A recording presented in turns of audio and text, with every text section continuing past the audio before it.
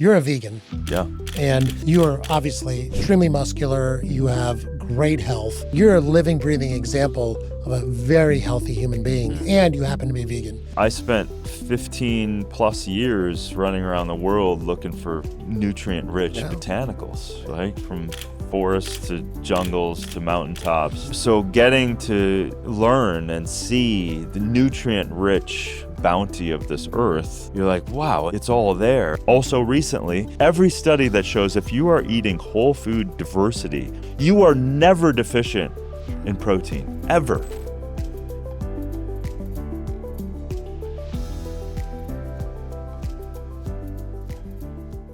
Darin, thank you so much for joining me on the Extend podcast. Darshan, I'm stoked to be here, man. Yeah, this is great. I've really enjoyed our relationship so far. I think I met you going on your podcast. Yes. Right? And then we both live in Malibu, which is amazing. And we both went through the fires in Malibu together, which both of us had significant damage. You're still recovering from that? Still. Yeah. Yeah. But you know, we got some light. I just finished a lawsuit against the power company, and so there's movement literally today even. Awesome. So there's dirt moving around. Oh, that's fantastic. Good, Congrats. Yeah. That's a feat in Malibu to get things moving in that environment. Totally. Yeah. And then also, I mean, you just had such an interesting life. It's just mind-blowing. I want to get more details on that here soon. But first, I want to talk to you. You know, ever since I've known you, you just, I mean, first of all, you look amazing all the time. You look like you're Nordic, right? Like Nordic god here in front of us. And, you know, I've seen pictures of you in the past. You've kind of always looked this way. And, you know, I'm a big believer in just focusing first on the basics, right? Like, I think a lot of people love talking about longevity and biohacking and this and that. And, you know, I think that you've mastered the basics. And so, you know, from your vantage point and everything you've gone through, all the documentaries you've done and your own routines, I'd love to hear some of the kind of the top 2 or 3 things you do nutritionally, and then on movement and exercise and sleep. So nutrition, tell me a few things. I 100% agree with you on the basics. If you don't have the basics down, then you're showing up to a forest fire with a squirt gun, right? So from a nutrition standpoint, literally, if people can take away, just eliminate over-processed, ultra-processed food, get back to cooking your own food. Right. If you just take away one thing from everything we're going to talk about, which I don't even know what we're going to talk about, all of it, start cooking your own food, whole food, learning how to cook food, learning how to, you know, go to the farmer's market, whole foods, like foods, the diversity of food is so underappreciated that, you know, healthy grown food is absolutely different than normal food and certainly different than ultra-processed food. So ultra-processed food is a divorce of nature, and eating fresh whole food is with nature. And whenever you can go with nature, you're always going to win. So whole food is the number one. I start every day with a massive bowl of fruit. And sometimes oatmeal and fresh spirulina and these kinds of things. So, and then obviously like water and structured water and, you know, my unrefined salt with the water or lemon or things like that. These are so basic. And what they're doing is they're enriching someone with antioxidants and fiber and cleansing effect of water. We realize that 7% of the U.S. population doesn't even drink an ounce of water a day. Not even 1 ounce. Not 1 ounce, 7%. How are they not dying or staying Exactly. hydrated? Right? So you're chronically, you can probably find the estimate of well over 75 to 85% of the people in the U.S. and other countries that are chronically dehydrated. If I walked around, virtually everybody we see is dehydrated. Yeah. So if that's not a core to health, I don't know what is. And then, of course, breathing, nose breathing, nitric oxygen rich free. The body makes it. But if we're breathing and we're stressed through our mouth, we're not enacting that upper respiratory system, which actually then creates a whole other metabolic challenge and doesn't allow your body to, counter some of the pollutants that you're getting. So just nose breathing alone allows for more oxygen flow, more nitric oxygen or oxide, and then the respiratory system benefits from it. So we're talking about, and we could keep going, but these things are so basic. You don't even need to know the physiology. It costs $0. Zero. To breathe through your nose. Yes.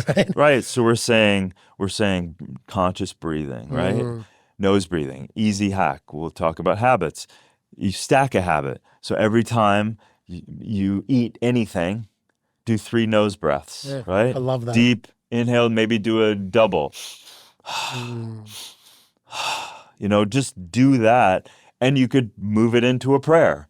Gratitude for your food. And now all of a sudden, gratitude for the whole food that I'm eating, gratitude for the fresh water that I'm drinking. So just that alone, if you centered your life around breathing, oxygen, whole food, gratitude, just that example alone would probably take them well over 90% of the way to health. Wow. Right? Wow. And then you add in, obviously, sleep, you add in some movement. Next thing you know, this ain't complicated. Right. But it's habits. Habits are health or habits are disease.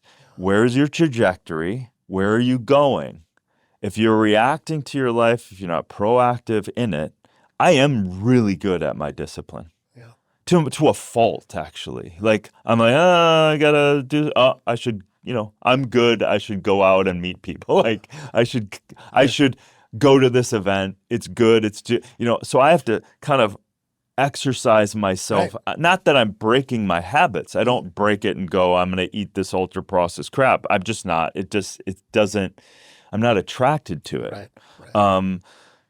So it all really is, and that's where I wrote my first book, Super Life. It's tried and true. We're talking about the microbiome. We're talking about how whole food affects that. We're talking about sleep. We're talking about hydration. We're talking about, and then you talk about hydration just a little bit. Reverse osmosis your water, unless you have your own spring and it's tested and it's clean. That's the golden standard. Most of us don't.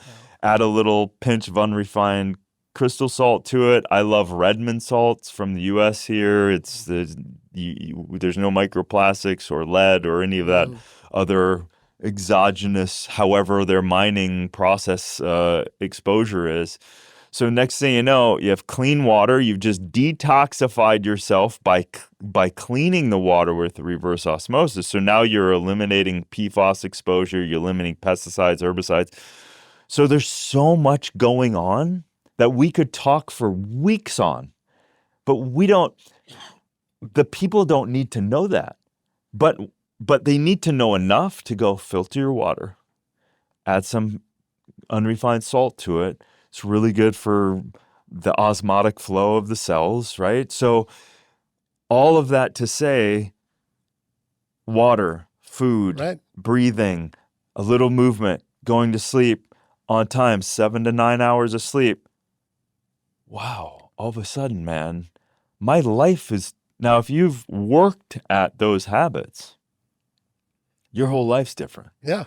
And the key is because literally you're eating 3 times a day. So you're doing these things over and over again. You're drinking water, hopefully multiple times a day.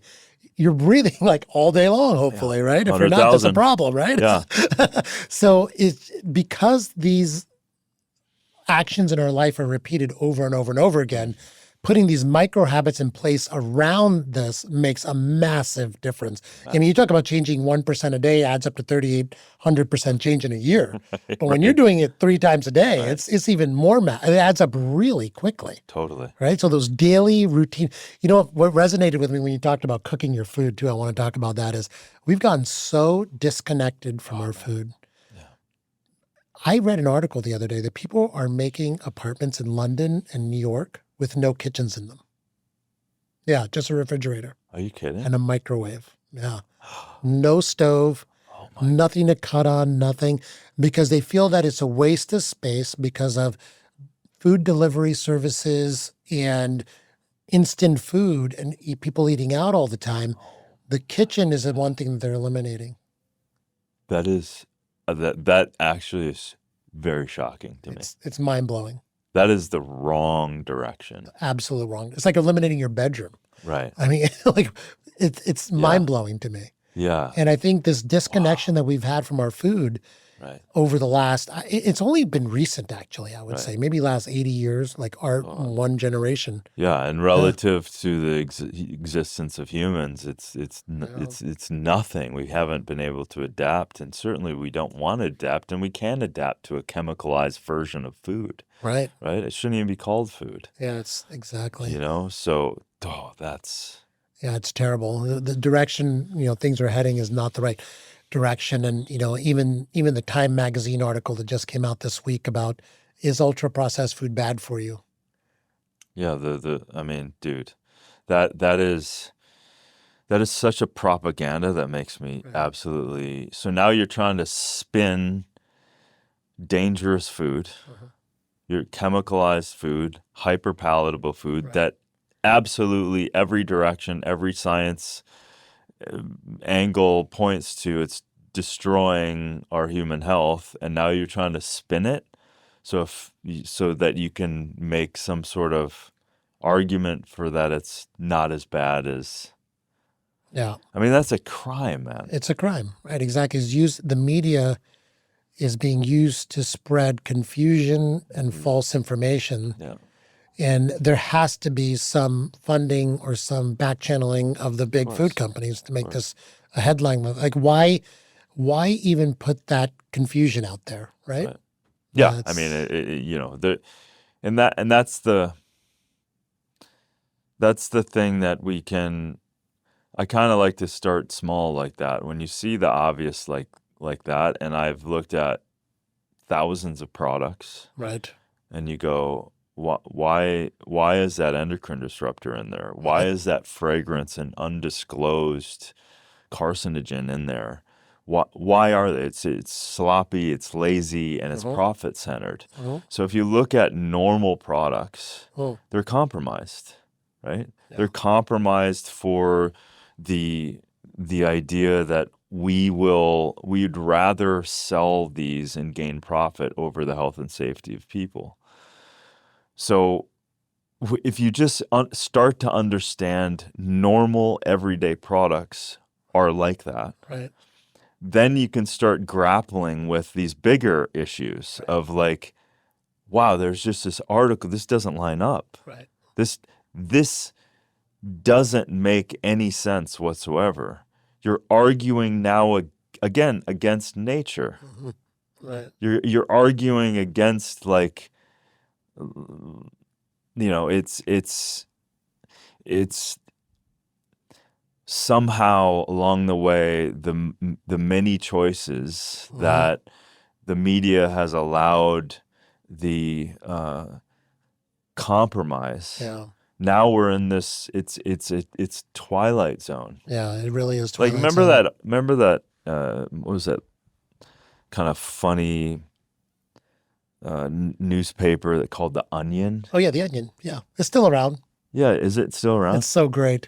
Like if this would be an article in the old Onion. Exactly. That's so true. 100%. 100%. The Onion was always spinning stuff so outrageous that you'd read it and laugh, right? Yeah. This article would be in The Onion. You're absolutely right. I forgot about The Onion until you mentioned that. And it'd go down the list. Right. Go down the list of like, we were talking before we said about PFAS and about chemicals and about all the chemicals that we've allowed, 60 to 80,000 chemicals in our environment, in our clothing, in our food, in the air, in the water, all of this stuff. Yeah. And they're not for you. Right. They're dangerous. And if you were to step back as someone new to the earth and go, why would you guys do that? Right. What? Right? Like, so why? like you start writing an article from this new vantage point of this new person looking at the world going, you guys are making food that's connected to cancers, diabetes, metabolic disorders, go down the list. And yet you have food forests, food that's accessible, nature's bounty delicious, Yeah. wonderful, Right. life-giving, why would you do that to yourself? Exactly. And then spend $1 trillion on healthcare trying to fix the problems you created. I know. And then it just becomes this sad, laughable moment Right. when you're as a human, you're so sad, but then as you step back, like, and you look at this cartoon, Yeah. Cartoon's a good way to describe it. it's writing my book, Fatal Conveniences, it was 2.5 years of staring and reading like the research and then 20 other researchers doing, and you're just like reading one thing and like, it's not that they don't know it. These industries, these ultra processed food, these personal care products, like all this stuff. I can give maybe a mom and pop didn't know that this flow agent in their product was bad. They didn't know. They didn't have the funding. They didn't know to even look.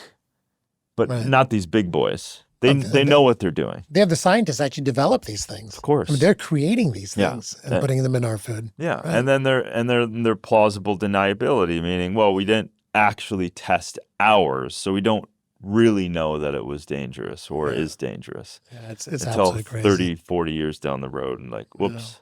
One thing I want to go back to nutrition on with you, which I think it's, I've always wanted to have this conversation with you on a podcast, is you're a vegan. Yeah. And you are obviously extremely muscular. You have great health. And, there's so much internet controversy on diets and carnivore versus vegan versus, and people attacking each other constantly. Yeah. And I think you have a really good perspective on this. And I would love to hear, like, you're a living, breathing example of a very healthy human being and you happen to be vegan. So I'd love to hear your perspective on how you talk about this with people. Yeah. Thank you. I mean, I took the position of like, it's none of my business to try to convince anybody of anything. Right. If you have a question, I'll answer it from my perspective. Right. And there's great people that will argue for that, look at the science and bat it back and forth. I just like, I'm just not interested. It's a lot of energy to try to convince someone who has no interest in changing their mind either. Right. So I'm like, I don't need to play that game. But for me, you have to understand the backstory is that I spent 15 plus years running around the world looking for nutrient-rich botanicals, right? From forests to jungles to mountaintops to so getting to learn and see the nutrient-rich bounty of this earth, you're like, wow, it's all there. And then obviously this is a very simplified statement I'm about to say, but then for me, this almost bioaccumulator of flesh of another being, eventually or at some point, whatever someone is consuming, whatever, if that's beef or whatever, that thing was consuming a plant, right? And it becomes a bioaccumulator. And then on top of it, just stopping on that subject for a second, on top of it, I also looked at for myself, because I started to see the modern world, I'm like, there's a toxicity here. So now we have this layer, if we're not talking about that, if we're not talking about supreme health of whatever you're eating, you have to then understand that the bioaccumulator of nutrients is also the bioaccumulator of toxins. So, talk about fish, mercury, like parasites, go to sushi. If I was a betting man, anyone eating sushi, you have parasites. And they're maybe they haven't debilitated you yet, but you just have other things that are going on. So for me, and then of course, I was an athlete, so I was just eating. I was a normal kid. I'm from a farming community, and so I just like Minnesota, right? Minnesota, yeah. And so I just did what everyone else did. It wasn't until I was probably in my kind of late 20s that I was like, I remember in physiology class in college, amino acid cycling. And I'm like, why is no one talking about that? Because amino acids are precious.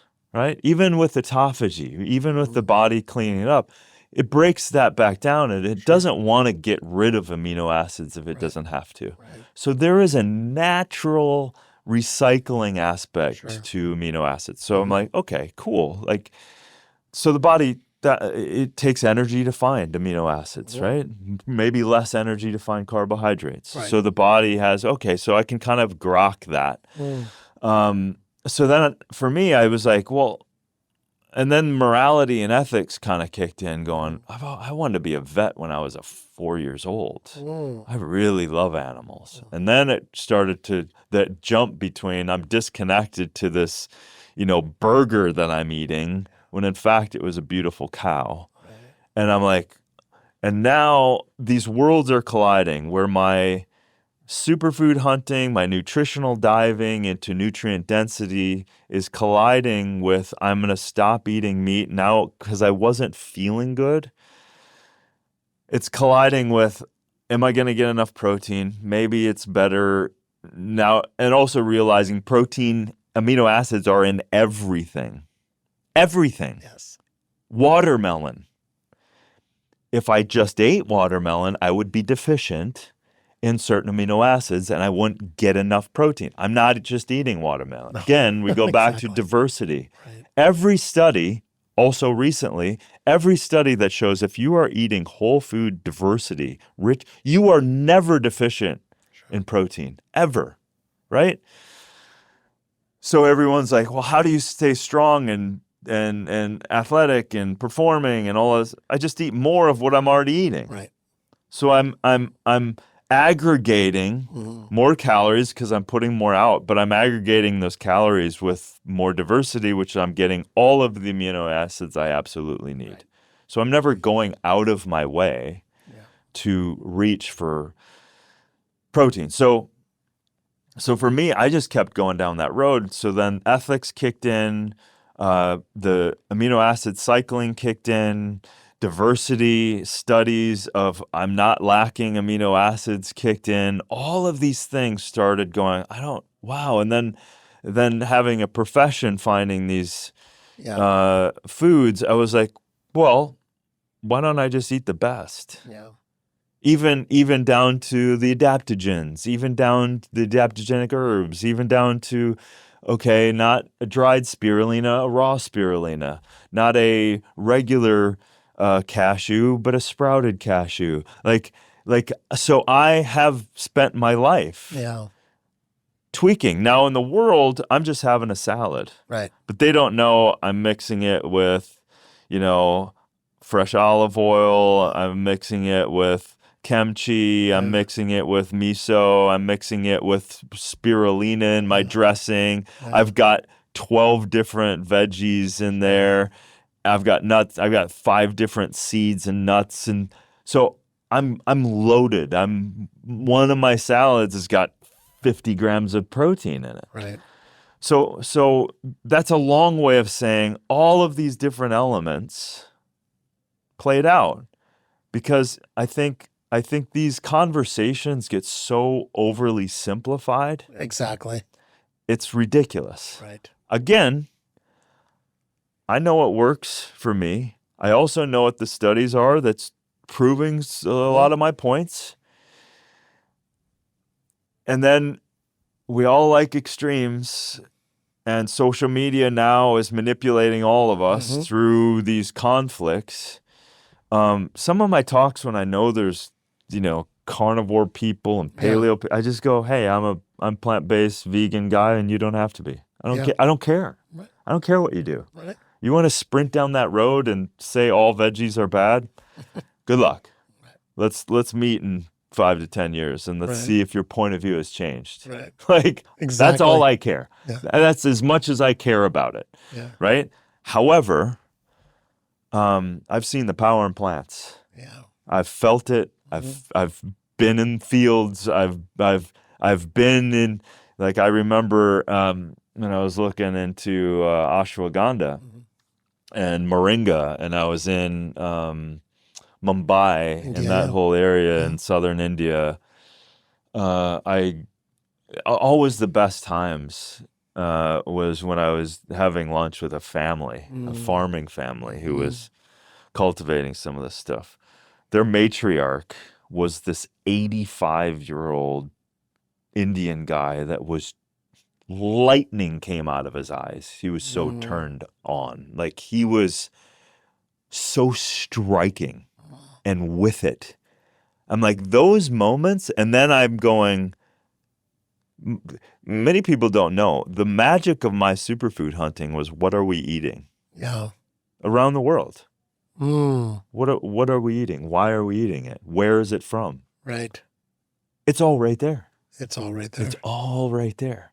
And so those things. So back to our kind of origin story is like, it's so simple. Yeah. They were farmers and happy being farmers. Did they have a lot? Not in this standard, but they had everything. And you look at that guy and you look at their family, there was no ultra-processed food in anywhere. They're sitting around, community, social support. Like, I mean, great-great-grandfather was like vibrantly kicking ass in the field. I was in the field with them, like asking them questions. And like, next thing you know, in this instance, same trip, I'm in a research facility that's not online. It's got at least 120 years of Ayurvedic research in that facility. So I'm now asking them questions about turmeric. What do you say about it? Yeah. What do you say about moringa? Does this show up anywhere? And like, next thing you know, like, you can't Google search that. No. But that's the, pun intended, that's what I was infused with. Yeah. Many, many, many of those stories. Right. All over the world. Right. So, of course, you'd run into cultures that were, you know, killing their goat and eating that. Sure. But the rarity of meat. And you go talk to Dan Buettner, right? Yeah. He's like, the rarity of this stuff. We are misled. I think one of the things that carnivore people are really not acknowledging, because they have their agenda, is not everyone, number one, can afford whatever they're talking about. They're believing they're super sexy, wild, you know, free range. It barely exists. It really, really, really doesn't really exist. No. I just got back from Africa. Oh. You know, I was in Rwanda, Tanzania.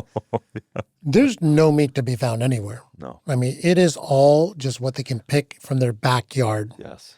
And like you said, these people look vibrant. Oh. They look like they have incredible amounts of muscle mass as well. Africa kicks ass. Exactly. Yeah. Yeah, and people don't realize, but basically most Africans are vegetarian because they have to be. Of course. Right. Yeah. Same with the rural parts of India as well. Yeah. 100%. I mean, listen, I love Africa. Me too. And I've spent a lot of time there. And I mean, I'm getting butterflies just talking about it. Like, I spent a lot of time in Kenya, Uganda, Senegal specifically. And you're right. The vitality, the counter to what we're talking about is like, well, look at that result. Yeah. Not just a couple radical people, villages and villages and villages and villages of that. If they were to adopt, what happens when they adopt our way? Radically shifts pretty fast. Absolutely. Now, again, yes, is there bad water, a horrible condition? Yes. And at the same time, they did great during COVID. They did amazingly well. One of the best continents on the planet. Do that math. Yeah. Right? Well, it's because they have a baseline level of incredible health, actually. And I think people look at Africa and they think that there's illness and sickness everywhere. But really, that has more to do with sanitation practices and those types of things, like actual pathogenic organisms. But if they are Dysentery, exactly typhoid, Russian roulette of right, dirty water and food right, contamination. but it has nothing to do with what they're eating. Totally. Right, absolutely. And there's also the Masai Mara people that live on just cows, basically. And it just goes to show the incredible diversity of what our human bodies are capable of. Right. Yeah. And so I think getting religious on any one side is not probably the way to go, but just finding out what works well for you. Yeah. And I think, definitely the vegan lifestyle, like my parents are vegetarian, vegan. We grew up in India. I mean, I did not grow up in India. They grew up in India. But it was by necessity, like you said, because there just was not meat around for them to eat, and still. Well, the true cost of meat. Exactly. I mean, we're this is a twisted culture again. Yeah. We don't know the true cost. We don't know the true cost. We're just talking about the clothing. No one knows what a true cost. A true cost of a T-shirt. It's not $10. No. That's chemicalized, mostly slave labor, like horrible environmental cost. Going right into rivers and streams and air, and like that's the T-shirt. So same with subsidized meat. We don't know what that is. And closer to your point, they couldn't afford it. In fact, I would make the argument because they can't afford it, that scenario puts them actually in a healthier category because they're not over-consuming. Plus, they're not over-consuming really poor quality chemicalized versions of that same stuff. Exactly. Right? So in a way, if we have the right Meatonomics, it would also do that here. People would have less ability to buy that burger for 12 burgers for whatever, a White Castle, 12 burgers for $7. Like whatever the hell this crazy shit is. It's not crazy. to mention the toxic food that is. Right. So that's a whole nother, the Meatonomics, the subsidized, all that stuff. It's tricky. When food started getting subsidized back in the 50s or 40s, it just completely threw everything into total disarray. Yeah. And this is why we're at the situation we're in now. And it's mind-blowing. We could talk about food forever, why we're here. But I think the point of this podcast is really to give people actionable tools, what they can do now and make them aware of these things.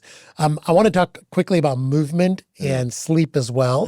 You have an incredible morning movement routine practice that I'd love for you to share. I think people can learn a lot from this. Yeah.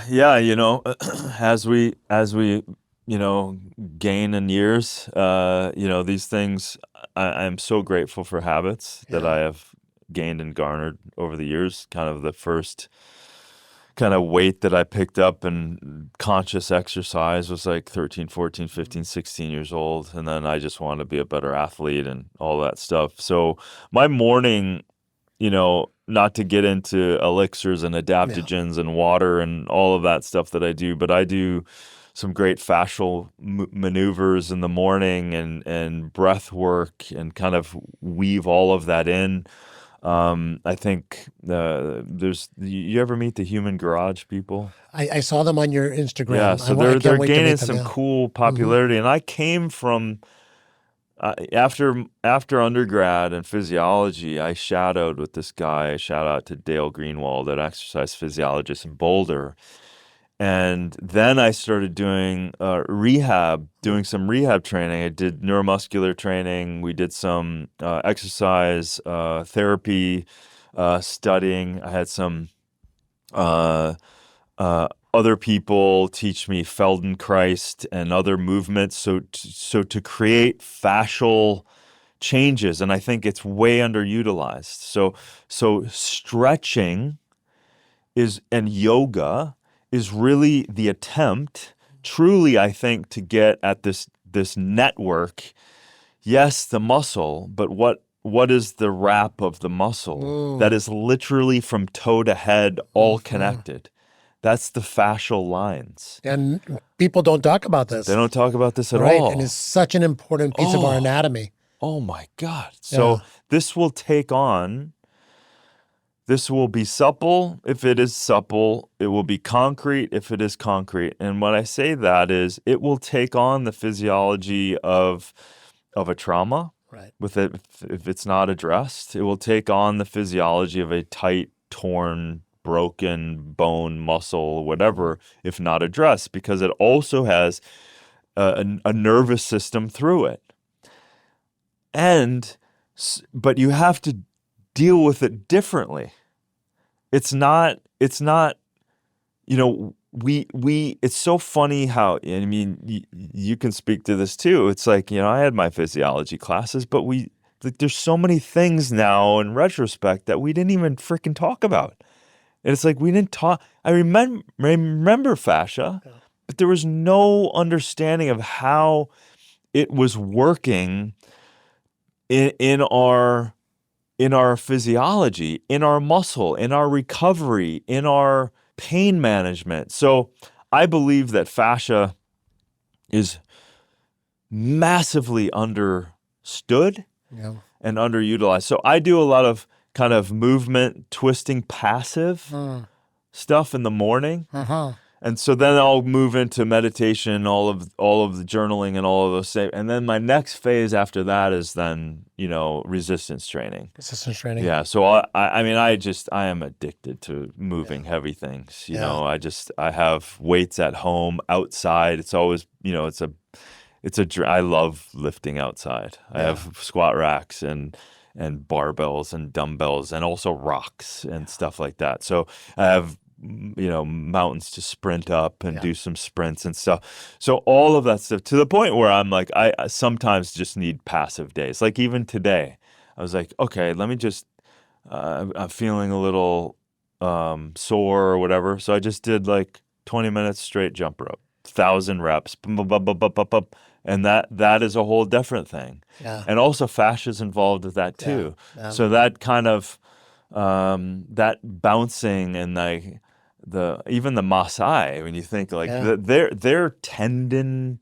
fascial lines, I think if you studied that, you would be blown away at what the tensile response. It's not heavy. It's not a lot of muscle mass, but it's the proprioceptive, neurological kind of strength firing ability that's so sharp and so on. I mean, it's wild. It's wild. Yeah. You said so many important things there, and just your movement routine. But my previous life before I started doing this health optimization physician I was a surgeon, and part of surgery is what we would do is we would literally cut through muscles to get to the organs that we needed to get to, and you cut through the fascial layers.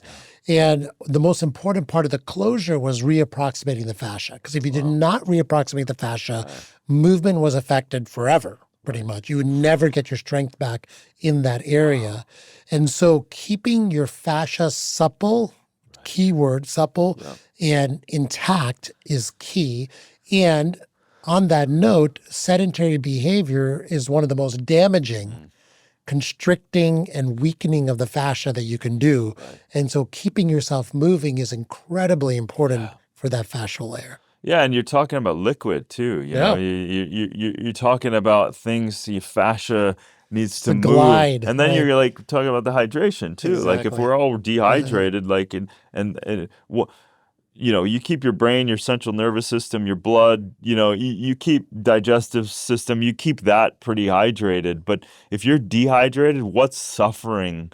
Your fascia suffering, your skin suffering, muscles are suffering. So it's all of that stuff. But that importance of glide, I mean, you say supple, and I think of, you ever met Dr. Kelly Starrett? Yeah, I love that guy. Supple leopard. Come on. Shout leopard. Out to Kelly. Exactly.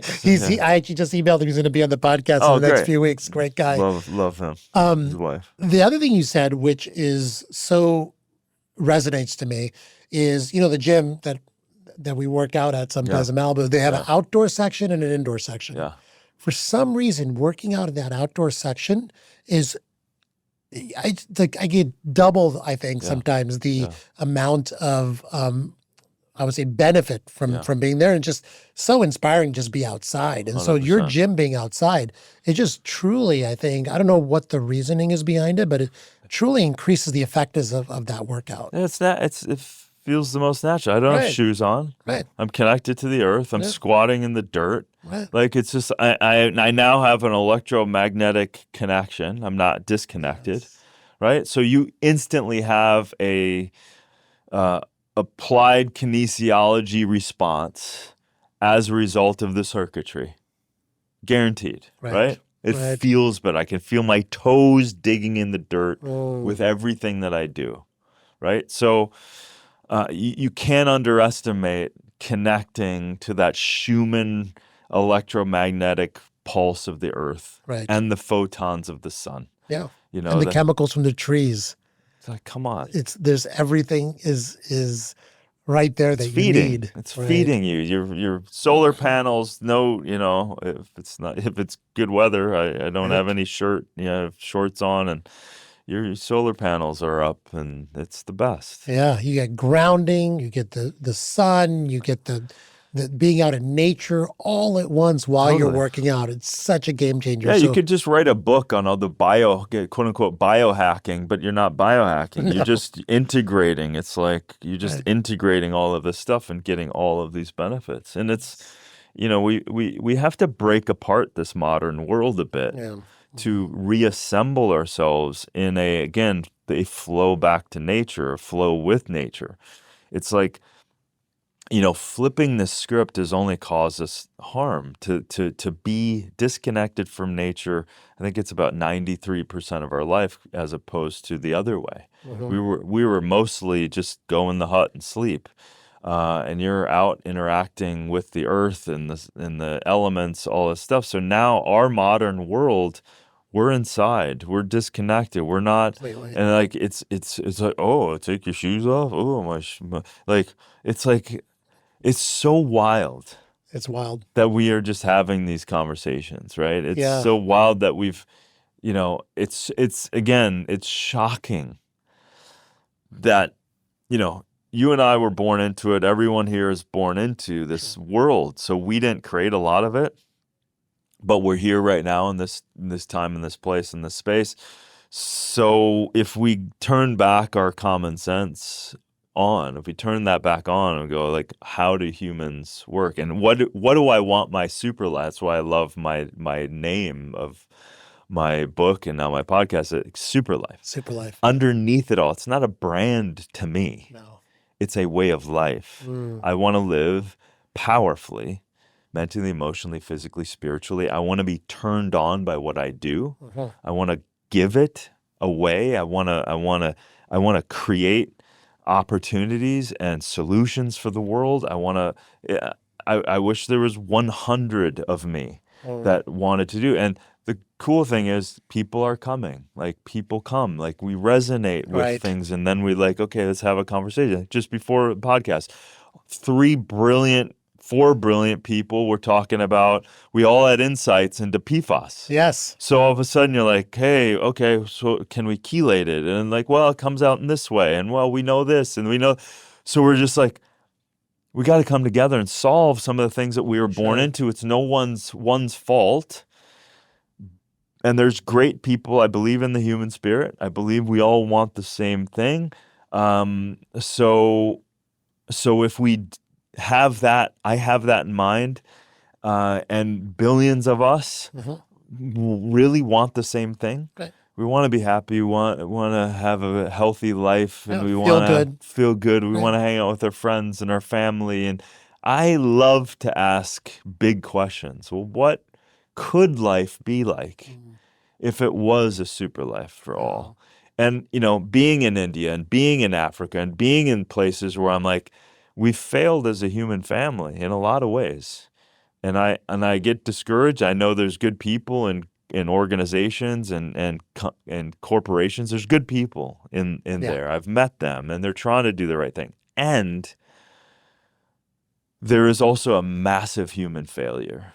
When you and I could jump on a plane right now, just point a place in Africa, and we could bounce around in a car and just basically say, what's your water like? And all of it will be bad. Yeah, absolutely. Outside of the cities, and questionable even in the cities. So for me, aside from governments and politics, all of that, I'm not that interested. There's another layer, Uh-huh.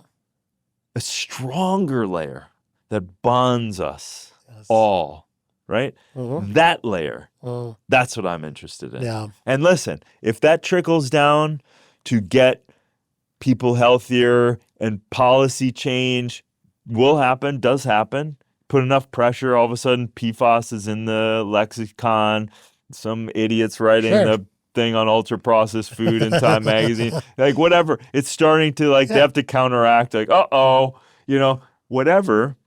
But it's starting to trickle down. But I don't want to necessarily play in that game. I want to be in this game where a bunch of us are really striving for something better because it's the right thing to do. Yeah. That's what inspires me every day, because I get to talk with people like you. I get to talk with people who are striving for something greater. You're striving for, like, let's get a next health revolution.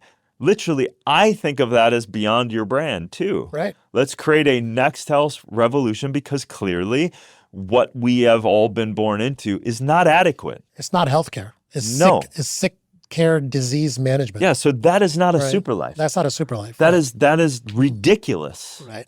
It's utterly a failure. Right. Let's acknowledge it and let's create something different. Yeah. Right. And that's my goal, is to just start over again. Let's just start over. Let's just reimagine what healthcare should look like. Yeah, exactly. And there's definitely some great things in Western medicine that we can use in health. Totally. But most of it is there only it should be there for emergency disease management and emergency care. And we should never we need to utilize it 1/1000th of what we're utilizing it right now. Exactly. Use the infrastructure. Let's use the infrastructure that they created. Right. Well, let's make it infinitely better, because it would, listen, I had a friend of mine, I've been like obsessed over how to scale hyper-individuality and try to serve the masses in a lot of different ways. And I had a great conversation with a good friend of mine who did a program with United Health Group. And they had some of their clients from Target and Delta. They came to him and said, "Hey, man, we're paying you a lot of money because our employees are sick. Do you have a program that could help our employees so we don't have to cut you as big of a check?" Yeah. And they're like, matter of fact, they hired my buddy, and he created a conservative program of like, eat well and move a little bit. But what we're really going to do is support you. We're going to have someone read a script, not give medical advice, and just support you in your habit-forming activities. And then just moderate, all clinically substantiated, conservative. And he created the infrastructure for that. It was so successful. I believe it. Within a year and a half, it was well over $100 million in valuation, and just people following basic stuff changed it. So I say that because for me, that's hope. It's hope. It's more hope. People don't even know that existed, right? But it helped a whole bunch of people. So how can we continue to just use common sense, use them? So it was United Health Group. It was a damn insurance company that ultimately did benefit from people getting healthy. So it's possible. There's so much money in health and vitality and a clean planet. We just got a little over our skis with whatever the hell we're doing right now. But we can make a run, and we are making a run at doing things better. I believe that. I believe that for sure. So I have a lot of faith in what you're doing. I have a lot of faith in what I'm setting out to do. I have a lot of faith in the people that I have seen along the way swinging big for making change, right? Yeah. And I think what you're doing and kind of what we're doing here is, unfortunately, like you said, we've gotten over our skis with our current system. We have pharmaceutical companies. We have hospital systems. We have the FDA. That all was to serve a specific purpose that just got way overboard. And now it's there. It's a behemoth that we have to deal with. And Doesn't want to give up its position easily. it's either. not going to, right? So my belief is we just start over with a different system. Yeah. And that's what I'm really hopeful about. Yeah. Let that system do what it's going to do. I'm done complaining about it and obsessing over it. It's not going to change. We just got to do something, start over with something new. And I think it's happening right now. We're in that moment. Yeah, and honestly, I think, and they will come and support you eventually, and because, listen, it's not rocket science. When they see the trend moving towards, they get on board. Right. Like, I can tell you personally, I can't say the company, but literally one of the biggest companies in the world has committed to regenerative agriculture. Amazing. It's already happening with zero need to say anything about it. Right. They've already started it. It's already happening. It will change the fabric of millions and millions and millions of acres of land. Yeah. I say that because for me, when we have these conversations, it can feel you've been at this for a while and you're going, okay, I'm gotta create a whole new system. It can be hard. But when we know others are doing it, and then we know we can support each other and like going, okay, I know what Darshan's doing over here. Okay, I know what I'm doing over here. I know what they're doing. Okay, so now let's all start working together and create a new system. And when we create those systems, those other people will come. Sure. Like those other people. I know 3M has committed to not producing the most dangerous PFAS in 2025. So the pressure now is happening, even though it's a forever chemical, and they started it in the 50s. Yeah. Forever chemical, meaning we don't know how to get rid of it. But at least now we can move to change, right? And I applaud you because I know what it's like in my own way to build something from nothing, but the momentum is so attractive, right? Because number one, you need to do it, and that's the only person you need to answer to, and then by doing that, you're creating a snowball effect, and now other people and other investors, and so you create out of nothing because you see something that needs to happen, that needs to be different, right? And for both of us, I think gives a sense of purpose as well, which is like, we wake up every day excited to do this because it just can be so monumentally impactful to the world. And listen, it's not easy. No. I mean, not at all. Like I've had it's all of this stuff. You get a million curveballs. Sure. And like, oh my God. Yeah, every day. but it also forges the deeper reasons. Yeah. If it was for money, I would have stopped a long time ago. It's not a big enough motivator for me, right? If it was for recognition, would have stopped a long time ago. Because most of it, I would say 99% of the work, no one is seeing any of that. Right. It's the person in the mirror. Yeah. Right? It's like, okay, is this what I want to do? Sure you want to do it? Yeah. Is this what you want to do? Are you sure you want to do it? Because here comes another curveball. Exactly. Right?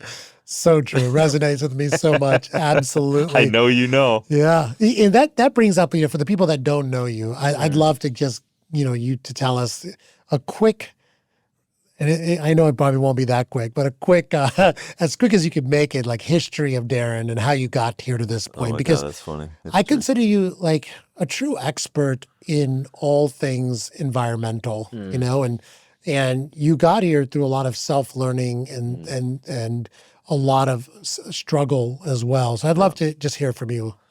Oh man. History of Darin. It's funny.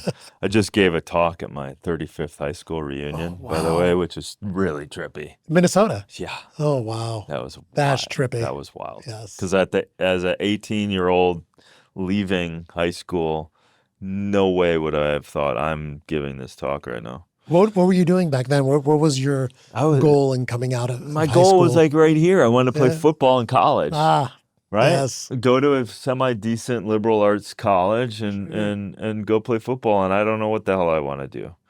Right? And so then I got hurt. I beat out all these bigger guys playing fullback, and my sophomore year I was starting, and I was just business administration. I mean, my dad was a college professor, so I felt a little pressure to this, like, you know, what job do I want? I didn't consider creating anything. I was just like, what, that's the programming of school. It's like you find a job.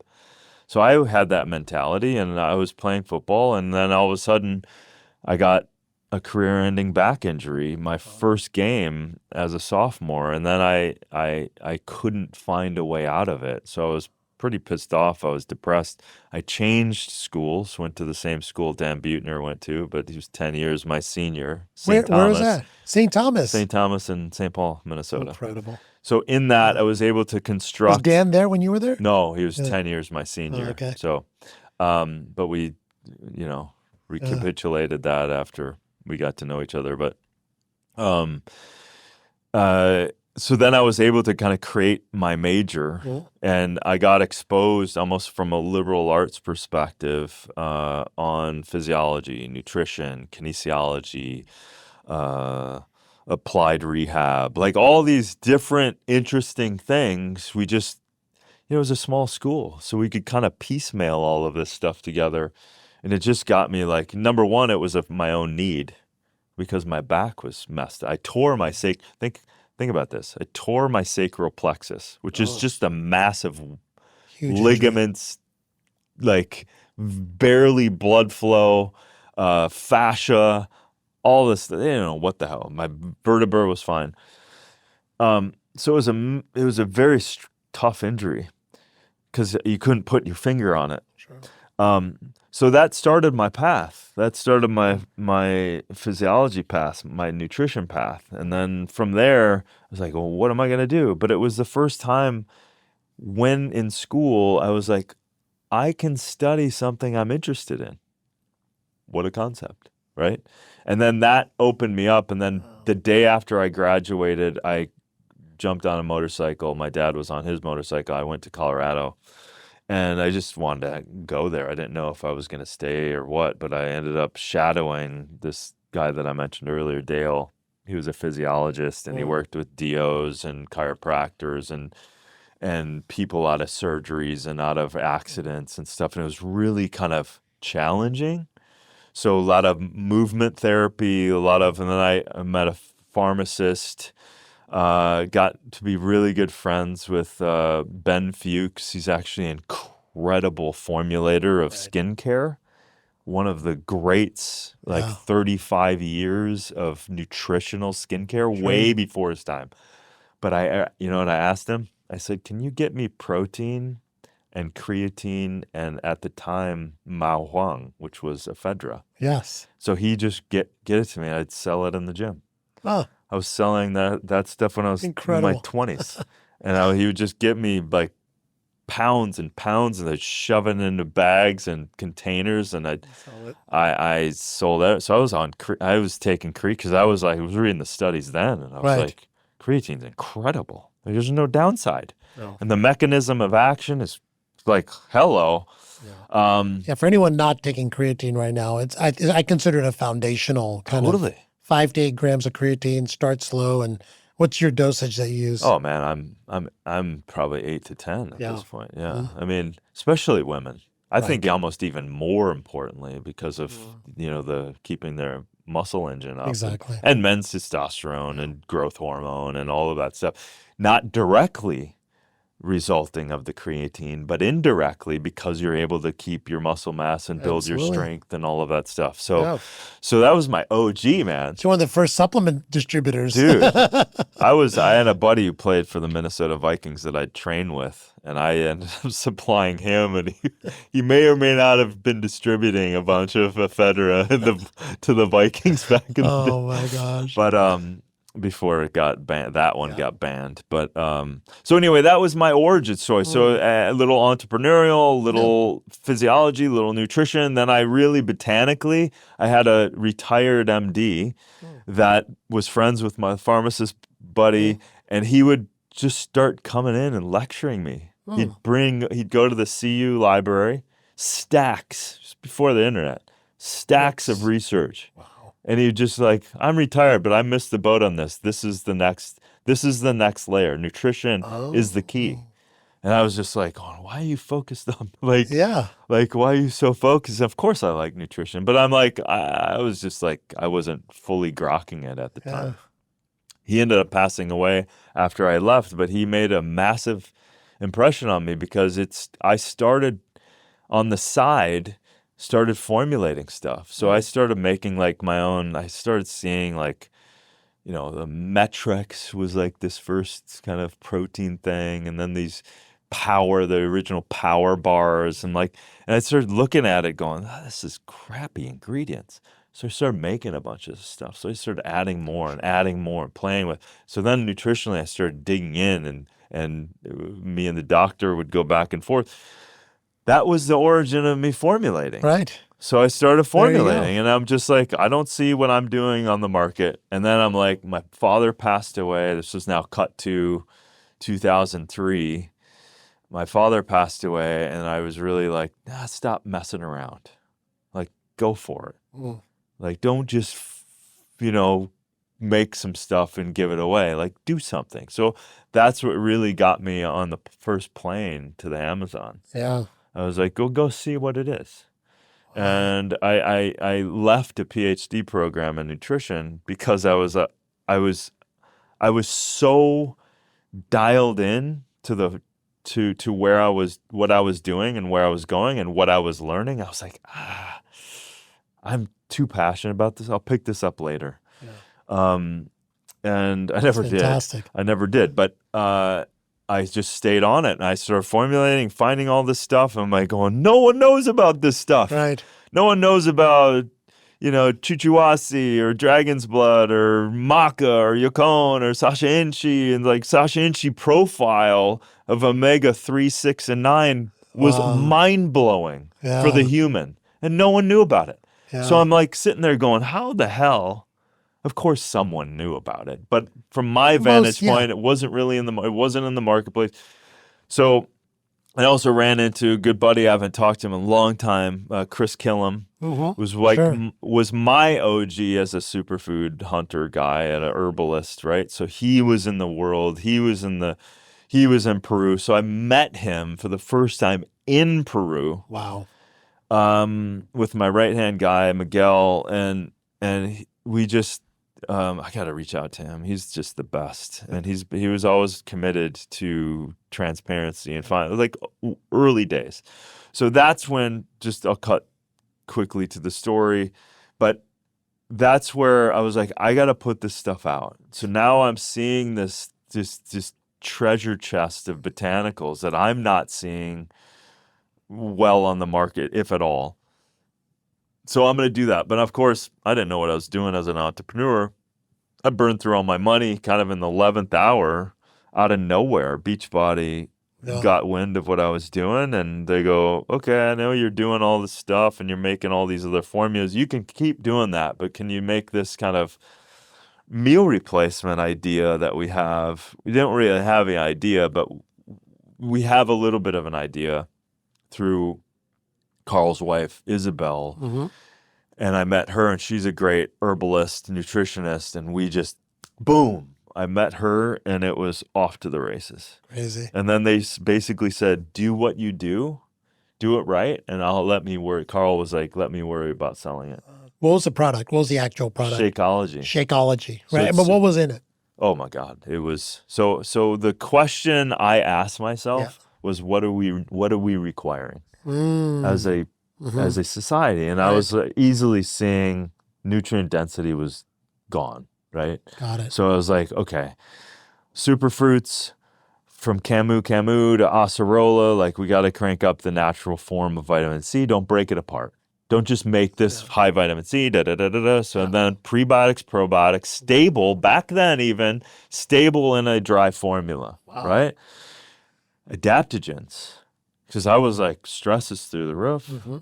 So then cordyceps, chaga, reishi, maitake, ashwagandha, schizandra, which is a mind blower. And then, like I said, the prebiotics, probiotics, enzymes, digestive enzymes, like all of this. There's 60 ingredients in Everything. there. Yeah. And then cut to, I don't know, nearly 20 years later, they've sold, $5 billion worth Right. of, it was like impossible to understand. Like they just hired me to do it. And I was like, yeah, I'd love to do it because I've been doing it. Yeah. And then next thing you know, it was. What an incredible story. That's how it started. And then just cut to the exposure I had around the world. Sure. Gave me all that other stuff, Right. the environmental perspective on things, what was going on in the world. So you're traveling a lot, and you actually had to put your eyeballs on it. Oh, yeah. Right. I was obsessed, dude. I was gone every 5 weeks. Wow. And I was just like, I'm out. It wasn't even traveling in the United States anymore. That's not traveling. Yeah. Like I was out. You were gone, yeah. I was out and bouncing around in cars just to meet that farmer, just to go to that. I was obsessed. Yeah. And but it also opened me up to pollution. It opened me up to exposures. It opened me up to bad water. It opened around the world, and I was like, "What's going on?" And so my environmental awareness happened in happenstance by just flinging myself in the middle of crazy situations. And so then that love for I met people along the way with alternative energy, alternative waste remediation technologies, which I'm still involved. I've known these guys now for 17 years. Yeah. Like we have a podcast waiting to tell you about the clean energy stuff we're up to that's a whole nother side that I don't even talk about. Yeah, I can't wait to hear that one. But it's earth shattering. Right. It's literally, dude, so inspiring. Yeah. It's not. It's I'm part of their company, but the scientists, the dedication, the understanding of free energy and how to change a lot of things. It's just.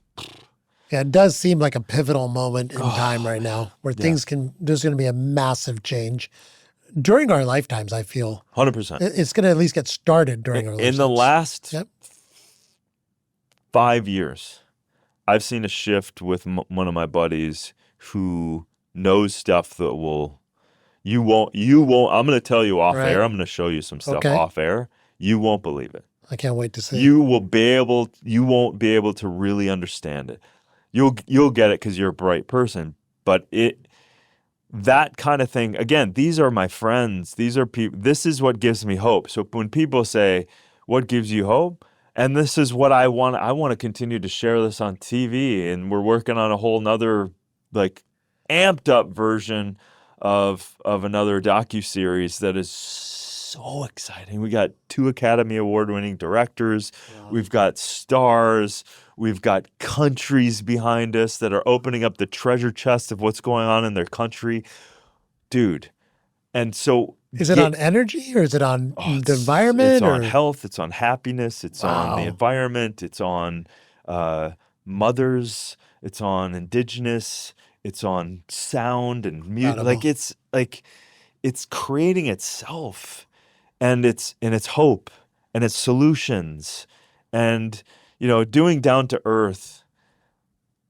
Even though hard to do something that's when something didn't exist. The origin of Down to Earth was literally on a piece of paper. You just sat down and wrote it down? I just wrote it down. That was your docuseries with Zach. Before I knew Zach. Yeah. So I'm like, people were saying, you should do a superfood hunting show. I'm like, yeah, that would be fun. But I would also like to do longevity. I would also like to use water. There's miraculousness in water. People don't understand. There's toxins in water.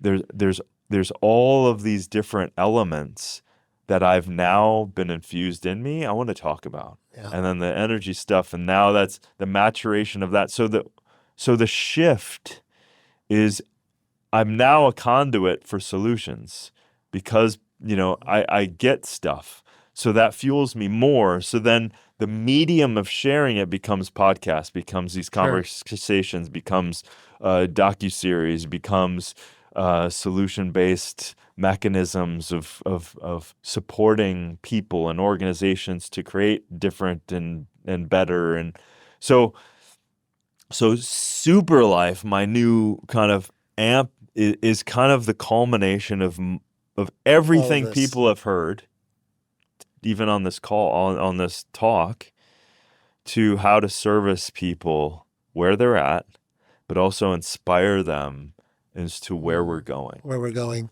And it's real. That's what's cool. And like,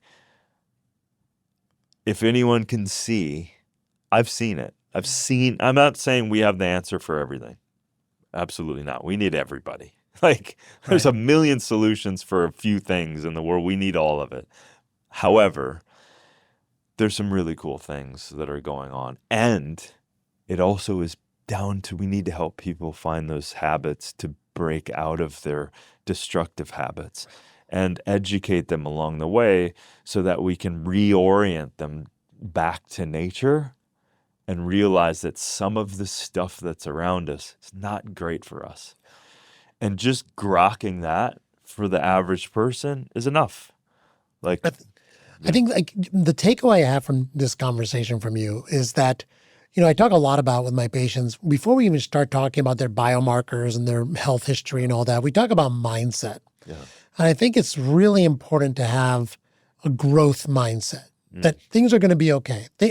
We're headed in an incredible direction as a civilization, but everything you hear in the media is so negative. It's so things are going the wrong way. But really, we live in an incredible society right now. Yes, there's a lot of bad things out there, but I think getting yourself in that growth mindset, both individually for yourself and for humanity as a human race, just knowing things are going to get better is so powerful, because that inspires you to take action both for yourself and for humans. Dude, right? you nailed it. Right? 100%.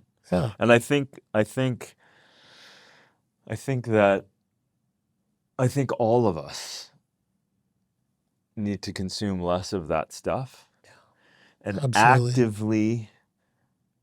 actively create the life that they want.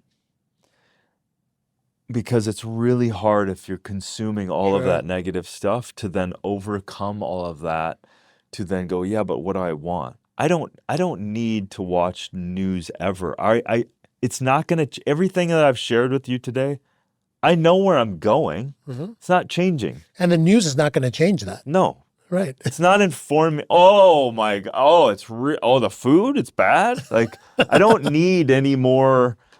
If anything, I'm educating myself to solution-based changes. That's where the fuel is. I don't need negative Johnny over here telling me, some puppet master of some compromised situation. I don't need that. Right. I don't want that in my life. I want you, people that are up to things. And I want also the community of people. I want people listening today, whether you follow Darshan or myself or someone else, find your community, man. And if you can't find them, be that. Yeah. Start it. And be that will, guaranteed, even when it doesn't feel like it sometimes, that will create a magnetic field of change. Right. And people will come to you. Right? So it's so powerful. It's so true. If you become what you want to say, people will find you that are very like-minded as well. Absolutely. And you have to let go of when and how. Yeah. And believe me, it's crushed me to my knees many times when I'm like, God, okay, I see this. I'm working towards it, but my God, I am not seeing a result, and it's challenging. No. That is guaranteed. If you are at a place right now in your life and you want to be in a different place, that chasm, that space, right? That space has got a transformation that needs to happen with you. No one else. But those someone else's may not want you to change. They may actually energetically go, and that might be friends, that may be family. Here's a superpower that I don't know if I've ever said. A superpower that I have learned, not easy, I'm willing to let go of everyone for the betterment of what I know to be true in my heart. No. Not out of anger, not out of upset, not out of asshole, none of that.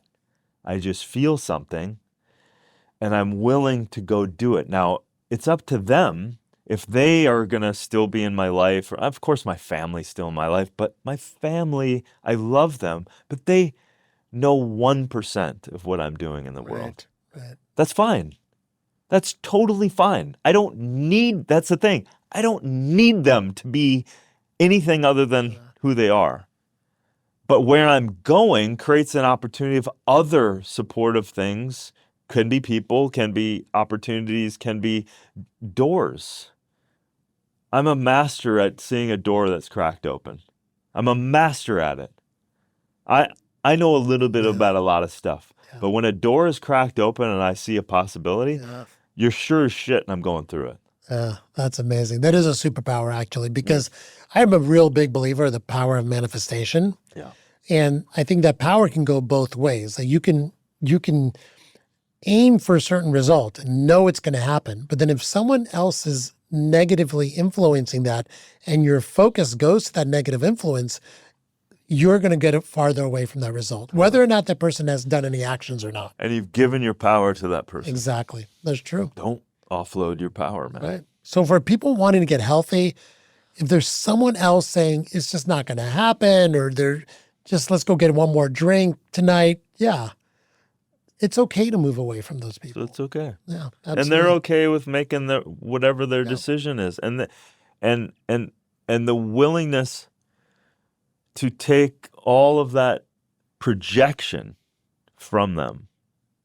Because they may call you names, they may say you're crazy. Yeah.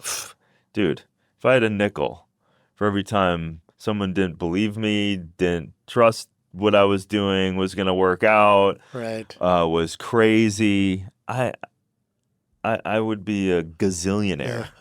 Exactly. And my entire family, absolutely, at one point in my life, it's too big of a story to tell now, absolutely, almost violently disowned me. Wow. For some choices that was a spiritual choice, really. Right. I wasn't in a cult and none of that shit, but I'm just saying, like, I was committed to something so much, and I told everybody, and that was also the challenge. Be willing, don't share everything with everybody. Yeah. Like, sometimes just for me, just for myself, I don't need to tell anybody. Yeah. Right? Yeah. I don't need to tell anybody right now. So I'm better at discerning who can handle. Mm-hmm. And also over time you forge friendships that, like, I know if I tell this person, they're going to be stoked. Right. So I'm always telling that person. Then they're always telling me, because we're always, yes. Yeah. Lifting each other up. Yes. And then other people like, and then that, we don't need that. We need people to support us. Exactly. So I want to turn the conversation to something that I feel, for whatever reason, people are very still unaware of the level of toxic exposure in our day-to-day life. And not to sound like alarmist about this, but I almost do want to kind of ring the alarm that there is toxic exposure in our day-to-day life that's happening that is beyond anything that we can see, and is definitely something that no one talks about. Right. And unfortunately, the system is geared towards not telling us about this because it's very profit motivated. And, unfortunately, the way things have panned out over the last few decades is there's a lot of profits in hiding these toxins. Yeah. And so I want to talk about, you have so much knowledge in this, and how, number one, what are the risks? What are the toxins, and how do we avoid? So I think the way I like to kind of frame this for my patients is, number one, it's very overwhelming for people, right? Yep. So I like to really simplify it into the Pareto principle. Like, what are the big actions that we can take that can create a massive reduction in our toxic exposure? Yes. And I like to divide it up into 4 categories: air, water, food, skin. Good. Right? Good. So just to keep it simple, and I know there's a few other things, but I think the Pareto principle says if we can look at these, we can make major changes that can have massive impact in our life. Yes. So let's start with air. Yeah. Okay. Yeah. Air, here in California, open your windows. Exactly. Right? Exactly. Just get fresh and HEPA filters, change on a regular, right? Yeah. Your air conditioning, the filters for your air conditioning system, change them how often? At least 6 months. Every 6 months at Right. least. Yep. Right? At least. And you can do this yourself for cheap. Very cheap. You don't have to spend hundreds. It's just having an alarm on your calendar. Totally. Every human needs to do this. Yeah. But what if you're at work? How do you handle? You can mandate that at You work. can mandate it. At Yeah, work, they right? have We should to talk have. about it. They have to have at least in our country, right? So they have, HEPA certifications that they have to. So you're like, hey, when's the last time you guys checked the filters and blah blah blah? And can you, these things you can, if you're in a cubicle, if you're in that situation, you can, and listen. Sometimes people don't always, they check the box, but they don't do it. So these are important things for you to follow up on. I counsel my patients. I'm like, you can tell a little white lie to get some information. Just go to your HR department. Right. I have allergies. How often do you change the filters? Totally. And then you know. And what are your cleaning products? Exactly. So what are your cleaning products? I have allergies, blah, blah, blah. What kind of cleaning agents are using on the floor? Listen, be annoying in these situations. It's your health, right? The air quality indoors is infinitely worse than the air quality outside. No matter where you are. No matter where you are. Doesn't matter where you are, your indoor air quality is worse than out. And people don't realize that. People think they're in a protected environment inside. Yeah. And it's actually the exact opposite. It's the exact opposite. So our oxygen levels in cities are the saturation is down. And so it's hovering at 17, 18%. When it's below 17, it's a crisis, right? Right. So oxygen also is this other quality of oxygen. It's this scavenger. So it stabilizes pollutants. So the more pollutants it does, the more oxygen gets gobbled up and all of that stuff, but also it doesn't allow for the ionosphere to keep up. So your saturation of oxygen in polluted areas just gets low and low and low, and you don't even realize it. And it's already happening indoors. So you really want to indoor air quality. If I need my air conditioning, I've already got it sorted out and filtered. But I am outside. When I'm working outside, I work outside. If I can, I go sit under my oak tree. I bring my computer out there, and you want to do the best you can. If you are working from home, there's a lot you can do. Yeah. Right? There's a lot you can do to... Many people work from home now. And yeah. I love what you said. You open your windows. Because we're in California, especially closer to or a little bit farther away from the city, our air quality index, everyone needs to look at their phone and see the air quality index. Yeah. It's always really good outside, much better than it is inside. Yeah. So the more time you spend outside and the more you keep your windows open, the better. Yeah. And listen, hang out next to plants. Right. They're really good. Talk about that. Why? Yeah, well, plants are giving you your essential oxygen, right? So, and it's taking your carbon dioxide. So it's a beautiful loop, right? So that's why we have a plant right here for you. Yeah, I like that. It's real. They're all real. Oh, that's good. I like that. But it also there's a relationship of calming effect with plants. I forget there's about 5 plants. There's a type of aloe is just good to have. It has some remediation possibilities, but also aloe is just good for your skin. You can keep aloe in there, and there's a few others that I forget off the top of my head that actually clean the air. So those are plants you can bring inside. So air quality, it's a easier fix, and also you have to mention the aerosolized sprays that you're using, cleaning products, fragrances, this weird obsession that we have with plug-in, perfumey, like Yeah. guaranteed that stuff is asthmatic, guaranteed it's probably carcinogenic in some way. These things are very You're dangerous. talking about the air plug-in Yeah, purifiers these that are purifiers are electrical, that are, horrible. yeah. Yeah. Yeah, it's so counterintuitive. People think they're buying that to clean the air, but it's actually spraying chemicals out into the air. Yeah, because Yeah. you've made a very, and they know this, that you've made a olfactory association with a smell. Right. So, and they're very smart about it.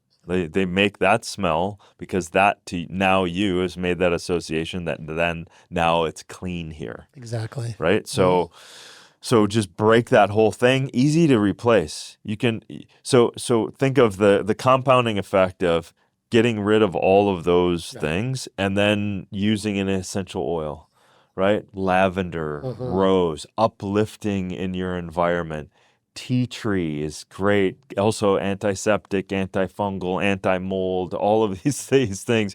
You can use cleaning products with organic white vinegar diluted in water, throw some lemon essential oil in there, and it lights up the entire place. And it's also a very passive, energy lifting, mood altering, beneficial substance. So yeah, of course, we like good smelling things, but just don't buy the chemicalized versions of it. Yeah, I think that's such a key factor to hone in on for this entire journey. And I'd say detoxifying your life is a journey. Don't try to do it all at once. Totally. Try to do it over the course Small of a habits. year, Yeah. right? Yeah. And some of the stuff you have to eliminate, but then having a replacement makes you not miss what you eliminated, right? Totally. People love nice smells, but burning, these scented candles all the time and plugging these things in, they're very detrimental to your health. And I don't think people also don't know the fact that most of the negative health effects of our exposure to toxins actually comes from our air more than any other category. So it's essential to modify the air that you're breathing. And you mentioned something earlier about breathing through your nose versus your mouth, which is, this is the purifying organ of our body. Purifying as well, right? So it's a natural purifying organ. And that's what the mucosal lining is, and the hairs and things like that. So, yeah, again, it's flipping on that kind of fixture inside of us that's common sense, and we've offloaded some of that stuff, and we've been duped from a marketing perspective. But again, like when I clean my house, it has up-leveled my environment, not down-regulated my life. Right. So I've still done it. I've still cleaned, but I've done multiple things. I've eliminated many. It's not just one. It's sometimes upwards. Sometimes the fine print in those, which they don't have to disclose in fragrances, is 200 VOCs, volatile organic compounds, that they don't have to disclose. So there's hundreds of chemicals that you're taking in that you're super sensitive to, right? So now you've eliminated over 200 chemicals and then had a couple ingredients that are actually beneficial, antifungal, antiviral, and then you've lifted up your mood as a result. Yeah. So you're still doing the same thing. You just replaced it. Right. No, and replace something that's actually beneficial. So went from negative to positive. Totally. So what about the people? I used to live in Central California, and the air quality index there was horrible, like more than half the year. Yeah. We change our air filters all the time. Opening the windows is probably actually a detrimental thing. What are some techniques that people can use there as far as filtering their air? In heavy polluted areas? Yeah. Air filters I'm referring to. Yeah, I mean, if they don't have, you can buy smaller stand-down units, and if you're in an apartment or whatever, you don't have to go through the management, and you can just get, these standalone R2D2 type of HEPA filters. So you can do a lot there. And then again, make sure you change those out quite a bit. And and if you're living in those areas, if you could find parks nearby, you want to visit as many parks as you can and bring your kids and just make that get back to nature as much as possible. Your routine, yeah. Yeah. I tell people, even if you can get an air purifier for your bedroom at night and your work environment, even if something by your desk at your cubicle, if you work in one, that's basically where you spend 80% of your day. Totally. Getting those two areas to have some sort of filtration. Yeah, and even like difference. if there's a little humidity, it's great for the little humidifier in the bedroom too is fantastic with the filter system. You can sleep like a baby. And the key is to make sure you're changing those filters on a regular basis, right? Yeah. Okay, let's move on to water. Yep. A lot of people are drinking tap water. People are very confused about tap water, about fluoride in the tap water.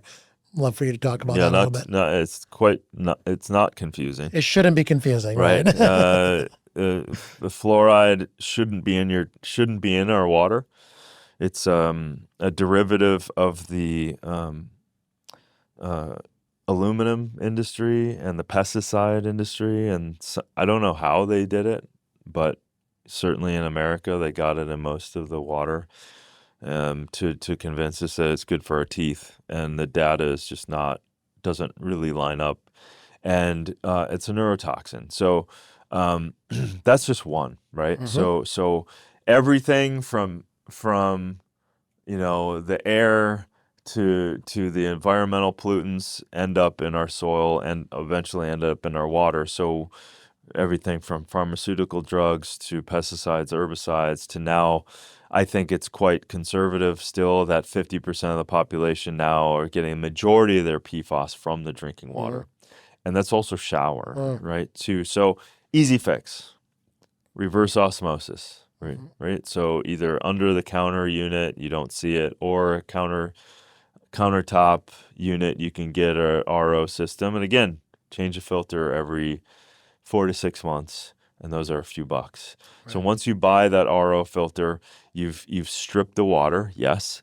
So you want to build it back up again. You want to add your electrolytes back to it. So add a pinch per glass, a half a teaspoon per gallon or so with unrefined salt.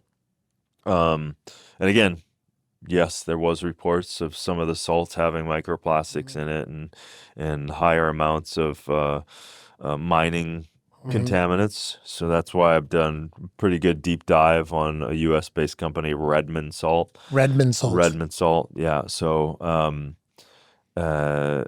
they're very careful about how they mine. They don't use explosives. They don't do all that. They test all their batches and everything else. And it's just from a hundreds of thousands of year old mine. So that is an easy fix, and then the next easy fix is buy yourself a strong glass bottle. I'm a big fan of glass. I travel with glass even, so I have thick glass, and sometimes I have a little sleeve on it, so I take it with me. Even for my own mental health, if I'm traveling and I have to buy, I'd rather, if I'm on a long flight, I do have to buy a plastic water bottle. So I'll dump it. I'll actually just dump it in there. I'll add maybe, either Shilajit or some other minerals or something like that, just so that I can buy, less exposure to that plastic. But that said, glass bottle, RO filter at home. Now you've eliminated hundreds and hundreds and hundreds of toxins in your tap water, and now you're not putting it in a contaminated vessel. You're getting a glass bottle, and now you've saved money. You've improved your health. You improved hydration. This is probably one of the most powerful things you can do. Absolutely. Because we have to drink water. We're not drinking enough of it. 2 to 3 liters a day is a good target. And that, I used to gulp. Now I kind of do it in phases so I can hydrate a little better. So I do little glasses. Like in my morning, I'll take a glass right away, and then I'll do a few little things. I'll stretch. I'll take another little shot 20 minutes later. So I've stacked my habits with my drinking water. with my procedures in the morning. So by the time I'm done exercising, I've already drank liter and a half of Nice. water, right? So I never wake up to pee. I've never disturbed my sleep. So I front load my hydration Sure. in the first part of the day, and then I'm less even craving water after 2 o'clock. That's such great advice, especially as we get older. Men and women disrupt their sleep, almost once a night for most. Yeah. I would say 80% of people once a night. Really? Is it 80%? 80% of people once a night disrupt their night with My dog disrupts my sleep. Yeah, that's every another once in a one. while. That's another one, right? But front loading the hydration. What about for people that can't afford a reverse osmosis system? I mean, they can get a little bit pricey sometimes, especially if you don't know how to install them. Have you seen ones that are less expensive? Yeah. Yeah, the AquaTrue is a countertop one for $200. AquaTrue. Okay. Yeah, so I've vetted them. They're on my marketplace, and I think they even give $100 off my customers. So it's like, it's like maybe $200. AquaTrue. But look at that over the year. Look at that over the savings of immeasurable. Yeah, it's immeasurable. So, right. and even cheaper is distillation. It's just a little. I think a little more of a pain in the ass because you have to distill it. So it's got to vapor. It's got to go to vapor and recondense. Sure. And so, but that you can get for $99. Right. What about the filtered jugs? Oh, they're horrible. They're horrible, right? Well, listen, the caveat is, activated charcoal seems to be quite good, and actually ingesting, and this is what I want to dig into with PFAS, but activated charcoal does have an affinity to take PFAS out. Oh. It certainly is showing up in the data and in the environment, as well as potentially. So, but it doesn't get out everything. So that filter, I'm just talking about these one classifications of compounds. Mm-hmm. But those Britas and all of those other things, they are not doing the job. Yeah, absolutely. And the municipalities also, just to say this, the municipalities are way behind getting rid of chemicals. So going back to our Africa conversation, typhoid, dysentery, things that acutely will just almost kill you. Municipalities are solving, right? So they're filtering, they're chlorinating, their things. So we're not acutely, on the toilet after we drink our water, right? But we haven't solved for the chemicalized exposure. They're way behind. So that's just to say you can't see it, but it's there. You can request. Your water municipality, you can request reports. I would maybe be suspect if they're current, but you can also, Environmental Working Group, EWG.org, you can go and look at test reports. You'll be horrified. If you don't believe that there's things that you shouldn't be drinking in your water, just take a look, take 5 minutes right now, go to EWG.org, put in your zip code, and see what the hell's in your water. Mm-hmm. You will be filtering your water after that, right? Absolutely. So an RO, distillation, boom, glass bottle, pinch of salt, you're gonna be a superstar. And that's it's such a simple, once you get it set up, it's not that hard. Right. And it makes, it cannot be overemphasized how massive of a change that is. Totally. Just to get a glass bottle, a reverse osmosis system, pinch of salt. Totally. That's it. Yeah. Okay, let's move. We talked a lot about food already. Yeah. I want to go back to PFAS actually, because we mentioned it a few times. I think, water definitely is one of the main ways of getting this into our bodies.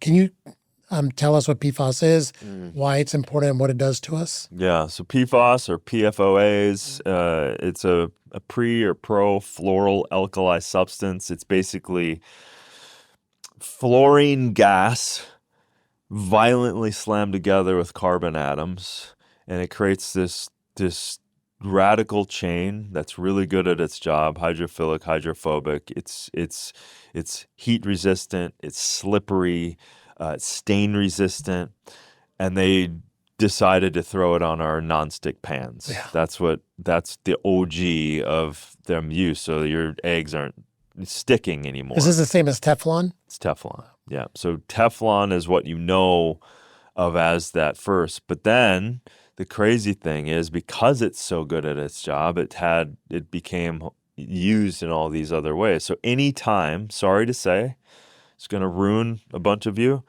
but I'm not making this up. It's in anytime makeup doesn't wipe off. PFAS. Anytime they say your clothing is wrinkle resistant, stain resistant, PFAS. The same goes with your bedding sheets, your carpets, your couches, your baby bibs, right? Easy to wipe off. Diapers, like, again, not every time you see something as almost a miracle. Clothing, there's so much PFAS in our clothing. Underwear, there's something to do right away. Change your underwear to organic. I know things get expensive, but change your underwear out. You're getting petroleum, PFAS, microplastics into your junk, both male and female. You that's not a good thing. So PFAS, and also PFAS in the environment, shows up a lot in fire retardants. So leather products, they put the PFAS thing, so it, water falls off. So literally everywhere. Literally, it's everywhere. And the problem that they discovered, and I got to interview, I was telling you earlier, Chris Hansen, who was one of the first people to study the PFAS in the blood, find out PFAS in the blood in the 90s, and she realized that we all have it in us, even in the 90s. And they said it was safe, and it isn't safe. So PFAS is connected, has a high carcinogenicity, so there's cancer-causing effect. And the weird thing, when it gets weird, is because these chemicals have no natural compounds, they kind of create this free radical challenge in the body. And you see it, like, I'm reading these things going, it's connected to high cholesterol. It's connected to metabolic conditions, it's connected to diabetes. Like, what the hell is going on? The reason is, it's, as you mentioned before, it's a forever chemical. It gets into our cells, and our cells don't want it there. So it's constantly trying to eliminate this thing, and it can't. And when that happens, it creates an incredible amount of inflammation, which leads to oxidative stress, free radicals. It leads to cancer because it's a constant irritant to our body.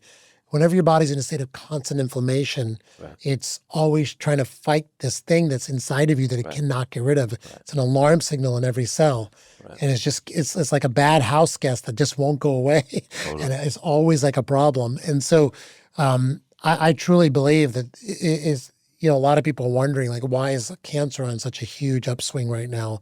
This is one chemical that has a lot to do with it. This is one chemical that has a lot to do with it, and there's a lot of different masks that this one has on it. There's over 15,000 of those classifications underneath the PFAS. So there's just, and also, I'll also mention a daily thing: packaging, food packaging. Absolutely. Right. So food packaging, all fast food.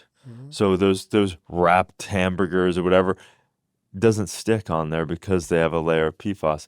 And so anytime... A lot of plastic bottles, too. A lot of bottles, a lot of Tupperware has this stuff in it. It's mind-blowing is how they put on everything. These things are not just plastics, even though plastics themselves, a huge amount of chemicals to make this, which was once crude oil, into plastic, right? So there's a lot of chemicals already, but then they put this other layer because, again, it's so good at its job. It's so convenient for us. But now your food, your hot food, is interacting and soaking up more and more of this PFAS. So now, we're going back to we are getting out of even making our own food. When you're making your own food, you're eliminating all of this other types of exposure. So there's more than just it makes sense to eat whole food. It makes sense to stay away from these things that are absolutely connected to derailing your physiology. Right, absolutely. And just emphasizing forever chemicals. Yeah. We don't yet know how the body doesn't know how to get rid of them. No. We don't know how to get rid of them. No. So this is, and then they just keep adding this to us for the last, 4 or 5 decades. Exactly. And then with food, let's go on to food here. We talked a lot about, how important it is to eat whole foods. However, there's also in the way you prepare your food at home, because a lot of the pans, the utensils we use to prepare our food, a lot of that is also covered with chemicals too. So how can we avoid some of this? Yeah, this has been tough. I've contacted a bunch of pan companies and looked at it, and then there are some nanoparticles that they're not disclosing and stuff like that. So unfortunately, we all want I want a nonstick pan. Of course. God dang, they're so good at non-sticking. So it took me a long time. There was a couple greenwashing ones that I thought they had me, and then they duped me, and then I was like, oh. So one good source that I used, she's actually a fellow Minnesotan Viking, but she lives out here in Ventura. She's called Mamavation. Mamavation. She's a mom, and she works directly, funds this through her partnerships and nonprofits and grants. She will literally go and grab all of these companies, third-party, legit labs, and test this shit herself. Wow. So through her EWG, and then for cosmetics, personal care, campaign for safe cosmetics, these are some juggernauts that are doing so. They're good resources. So through her, I started digging in. Then I contacted the company. There's a pan company called, I think it's called Extrema. Extrema's pretty great. Not 100%. I kind of like it and don't like it. Obviously, I want a nonstick, but I don't want a nonstick to get my chemicals. Sure. So this one is pretty good, but it's ceramic. You got to be careful though. When they say ceramic, it's not necessarily ceramic is what's touching your food. It's whatever other layers of chemicals they're doing, and that's where they greenwash you. Get these healthy ceramic pans. Okay, well you didn't what disclose you put on top of it, right? Exactly. You didn't.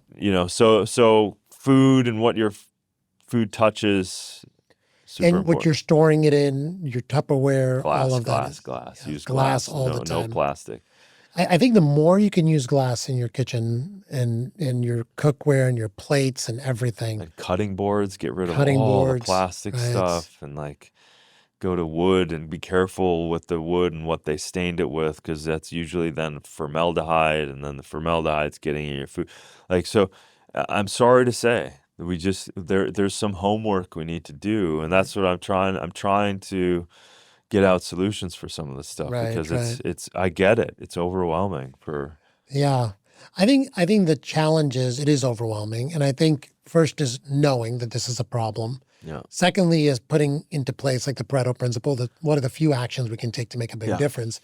But then having easy access to resources that someone like yourself has curated that really cares about the right information. Yeah. So, I really would, I know you have a lot of resources for people, and we'll talk about that at the end of the show, but do you have lists of what are the best items to buy? You mentioned some. And I'm getting there. I've got my marketplace. Great. So DarinOlien.com, I've got a marketplace where I've vetted a bunch of stuff. Great. And I'm adding to it every week. With a small team, it just takes time, because it's layers and layers of disclosed information, conversations with the scientists, the owners, the thing, it becomes a whole thing.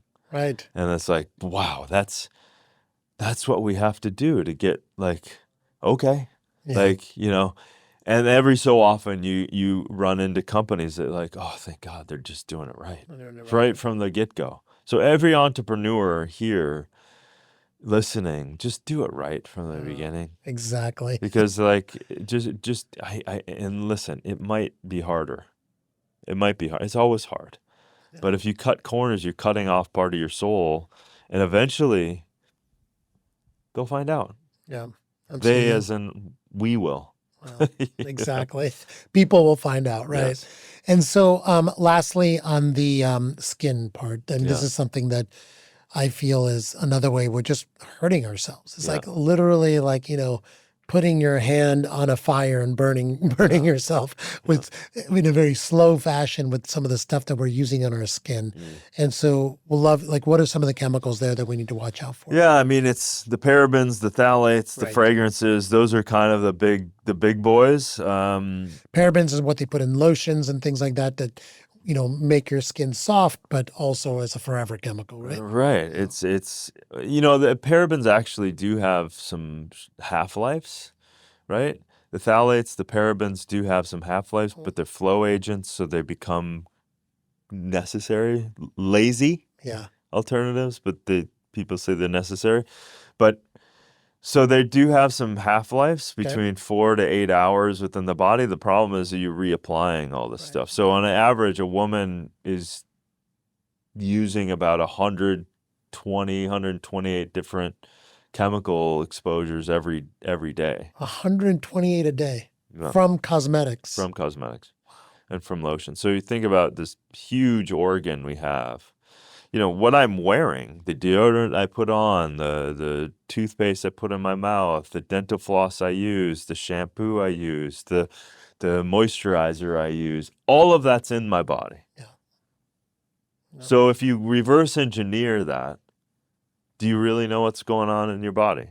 Or are you that's just what I use because I don't want to sweat, so I'm using that deodorant. So I would start scrutinizing your lotions, your things that you're the big stuff you're using every day, your fragrances, your shampoos, your lotions, those are the big boys. So if you're using like I use coconut oil and castor oil.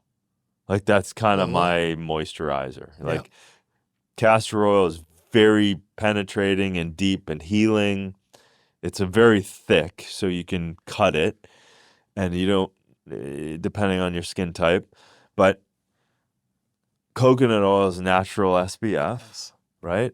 So these things are like simple, they're so cheap and everything else. So then kind of go from there. And then there's more and more good companies in terms of, more specifics and serums and facial serums and all of that stuff that you can. Yeah, and EWG has a really good list of these. There's also an app called Think Dirty that I like to use sometimes. Yeah, and there's another one called Yucca. Yucca, yep, that's another good app, right? And I think to make it not overwhelming, once again, I think it's a journey. Picking the one product you use the most in your bathroom, and then just researching it one week and switching it out, and then maybe a month later do the second one. Yeah. And I would go with the ones that you feel like are the exposures. For me, I would say, what do you open your mouth to? So like you would go, okay, toothpaste, floss, and if you're using Listerine, you're insane. Like that's going to mess up your microbiome in your mouth and hurt your digestive process and hurt your amylase and like digestive enzymes. Rabbit hole, but like those kind of things be scrutinized. And then obviously your organ of your skin, what are you constantly putting on your skin? Deodorant, lotions, shampoos, condition, all of these things. So again, you're right, just start with one. When you're done with that tube of toothpaste, I like Bite toothpaste because there's from a sustainable, I'm like addicted to like just Bite. It's so efficient and it's so easy, and it's not there's not the bad stuff in it, and it's great. So what do you floss with? I have a bamboo charcoal. I forget the company. I've used them for a long time. And all I do is that non-stick. I'm gonna ruin this for people, but that slippery floss that glide stuff, that's full of PFAS. That's PFAS, right?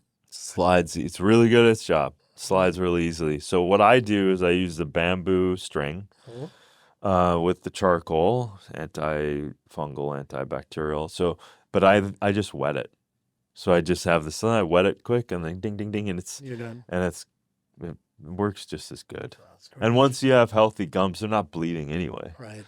So, so you don't even, again, it's just a habit. You replace it, and you don't even miss it. So powerful. These little changes add up look, we've spent how many years of our life like exposing ourselves to toxins. Yeah. The good news is you could spend a year slowly decreasing your toxic exposure, and you could literally turn back the clock on this, on the damage it's done within a year. Nature is powerful, but if Powerfully you're healing. constantly blasting yourself with pollutants, it doesn't have much of a chance. Right. But when you eliminate, nature herself will rage powerfully for you, not against you. So like, give her a chance, give nature a chance, and your life will be like, we all know how time clicks by. Yeah. You and I will have another discussion probably before that, but another podcast in 6 months, a year. Like, it will just click by. Sure. So what am I doing today? Absolutely. Don't underestimate those choices. Yeah, they add up really quickly. Yeah. Darin, this is such a great, incredible, so much information. Thank you. Yeah. And I think I learned a lot of new things about you. I mean, this is so awesome. Thank you. It's really fun. I love your passion for not just what you're doing, but spreading the information. I think it's absolutely inspiring, and the passion for the environment and humanity in general. And so I can't wait to hear more about the research you've done in energy and in all these different aspects of humanity. It just sounds like you've learned a lot. Yeah. I love it. Yeah. How can people find out? I love your marketplace on darinolien.com. Yep. What other things can they see from you? How can they find out about you? Yeah, so that's a good place. I get Darin Olien on all social media and YouTube and just it's newsletters. And I'm switching my whole brand over to Superlife, but Darin Olien, you'll be able to find anything. And then what books? Tell us the titles of the books you've written. Yeah, so Superlife is the first one, and then Fatal That was your Convenience. first book. Yeah, Oh, so you're going back to that brand. yeah, That's fantastic. yeah. Because it really, the genesis of the title was always standing for something a lot bigger. So I just was going back to like, it's beyond me. Like, I'm connected to it, but it's beyond me. So let's switch it to. So I'm rebranding everything. Yeah, I love Fatal Conveniences. And then the documentary. Yeah. So I did Down to Earth, me and Zac Efron, and I'm working on a new one. We can't reveal it quite yet, but should be filming in October. Fantastic. Be running around the planet. So if I love see you in an airport, make sure to say hi. I will. I will for sure. Darin, thank you so much for joining me today, and look forward to all of our future conversations. Yeah, man, me too. Thanks, brother. Cool.